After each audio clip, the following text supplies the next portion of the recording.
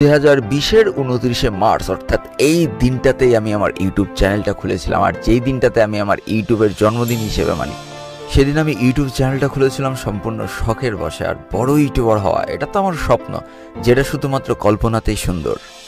কথায় আছে না, লোহা আগুনে পোড়ানোর পরে হাতুড়ি দিয়ে না পেটানো পর্যন্ত যেমন শক্ত হয় না, তেমন আঘাত না পেলে মানুষ কখনোই পারফেক্ট হয় না।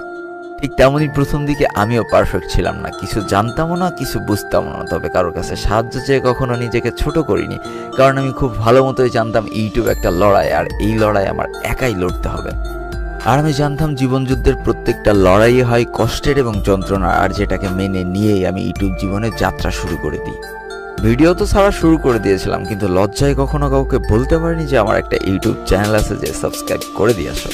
সত্য যে বেশি দিন চাপা থাকে না সেটা আমি তুমি সকলে জানি, আর সেদিন আমার সাথেও এটাই ঘটেছিল। আমি খুব বেশি দিন নিজেকে আড়াল করে রাখতে পারিনি। আমার বন্ধু বান্ধব, এলাকার চারিপাশে সবাই জেনে গিয়েছিল যে আমি ইউটিউবে ভিডিও আপলোড করা শুরু করেছি।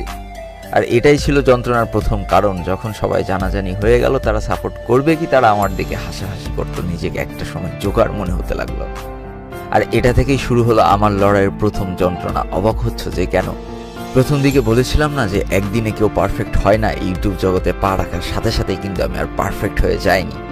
তখন আমার ভিডিওর কোয়ালিটি ভালো ছিল না, গেম খেলার জন্য ভালো ডিভাইস ছিল না, এডিট করার জন্য ভালো কম্পিউটার ছিল না। আর এটা নিয়েই আমার পাড়া প্রতিবেশী, আমার বন্ধু বান্ধব, এমনকি কমেন্ট বক্সে দুই একটা অডিয়েন্সে এসে আমাকে নিয়ে মজা নিত। একটা সময় তো আমি লজ্জায় বাসা থেকে বের হয় বন্ধ করে দিই, কারণ আমি বাসা থেকে বের হয়ে কোথাও গেলেই আমাকে সম্বোধন করে বলা হয়তো, ওই দেখ ইউটিউব বাল চলে এসেছে। কথাগুলো মনে পড়লে এখনও গালরম শিউরে ওঠে। বাদ দিয়ে দিলাম সবার সাথে মিশা, বন্দী হয়ে গেলাম চার দেওয়ালের মাঝখানে। মানুষের অপমান, কমেন্ট বক্সে দু একটা গালি, আর বন্ধু বান্ধবদের তুচ্ছ তাচ্ছিল্যকে নিজের জেদে পরিণত করলাম। আমি যতবার আঘাতপ্রাপ্ত হয়েছি ততবার দ্বিগুণ শক্তি নিয়ে ফিরে এসেছি। এই জন্য আমার ইনিমিদের একটাই কথা বলবো, আঘাত করার আগে একটাবার ভেবে নিও। তারপর থেকে আমি যেন ইউটিউবে আরও বেশি রেগুলার হয়ে গিয়েছিলাম। একের পর এক ভিডিও আপলোড করে যেতাম আর নিজেকে পারফেক্ট করে তোলার চেষ্টা শুরু করে দিয়েছিলাম। এরপরে 2020 সালের মার্চ মাস থেকে শুরু করে 1 মাস, 2 মাস, 3 মাস, 4 মাস, 5 মাস, এই করতে করতে পার করে ফেললাম 8টি মাস। আর আমার জীবনে চলে আসলো 2020 সালের সেই নভেম্বর মাস।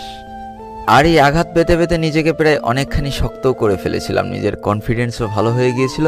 তাই যদি কখনো কেউ ইউটিউবার বলে সম্বোধন করতো, আমি একটু মুস্কি হেসে আর কি ঠাট্টায় মেতে উঠতাম তাদের সাথে। আর যতবারই আমি ইউটিউবাল শব্দটি শুনতাম, ততবারই আমার মনের মধ্যে জেদের আগুন দাও দাও করে ফুটতো, আর মনে হইতো যে ইউটিউবাল শব্দটারে আমি ইউটিউবারে রূপান্তরিত করবই। এই করতে করতে হঠাৎ একদিন জানতে পারলাম যে বারমুডা ম্যাপটা হয়তো পরিবর্তন হয়ে যাবে, আমাদের পছন্দের পিকটা পরিবর্তন হয়ে যাবে। আর